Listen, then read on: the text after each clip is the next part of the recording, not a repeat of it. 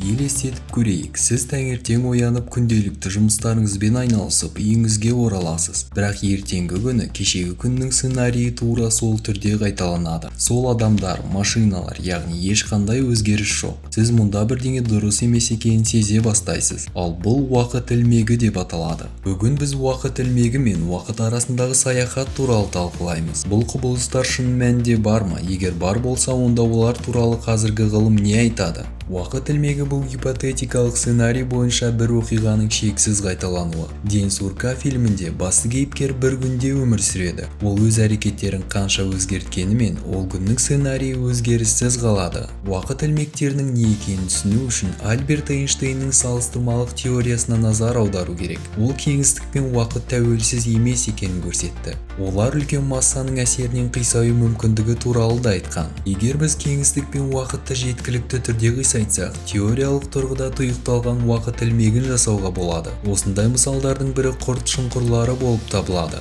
Бұл уақыт пен кеңістіктің қашықтықтағы екі нүктені байланыстыратын гипотетикалық туннельдері. Егер құрт шұңқырының бір жақ шеті екіншісіне қатысты қозғалса, немесе гравитациясы күшті аймақта болса, теориялық тұрғыда уақыт және жұлдыз аралық саяхат жасауға болады. Яғни бұл ғаламның кез келген жеріне жеткізетін немесе әртүрлі уақыт аралығына жетуге болатын көпір саналады. Эйнштейннің жалпы салыстырмалық теориясы массивтік объектілер кеңістік пен уақытты қисайтып, нәтижесінде гравитациялық ұңғымалар пайда болуын тұжырымдайды. Ол айналмалы алып жұлдыздардың коллапсынан немесе шоғырынан пайда болады. Олардың айналуы уақыт пен кеңістіктің қисаюын алып келеді. Астрономдар құс жолындағы қара ұңғыма секундына 1150 рет айналу мүмкіндігін хабарлаған. Уақыт арасында саяхаттаған қызықты әрине, бірақ ол өз кезегінде уақыт парадоксын алып келеді. Бұл туралы теория алғашқы рет 1933 жылғы «Неосторожный путешественник» кітабында пайда болған. Романның сюжеті жас жігіт уақыт машинасының көмегімен өткенге оралып, әжесін кездестіргенге дейінгі биологиялық атасын өлтіреді. Нәтижесінде саяхатшының ата-анасының біреуі және саяхатшының өзі де ешқашан туылмас еді.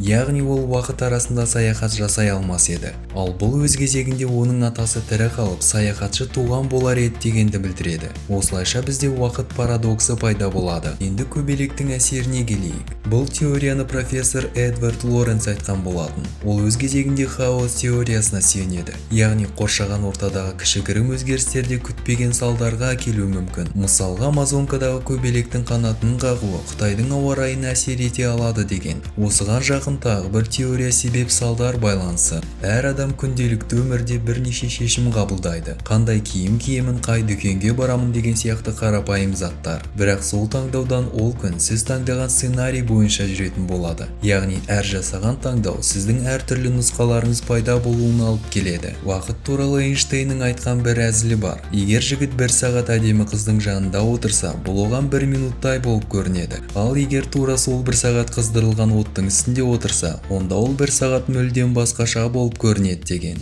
Атақты физиктің мұнымен айтқысы келгені әр бақылаушы үшін уақыт әртүрлі жылдамдықпен қозғалады. Яғни массасы көп объектілердің жанында жүріп келе жатқанда, көлікте немесе ұшақта болғанда, сіз уақыт кеңістігінде әртүрлі қозғаласыз.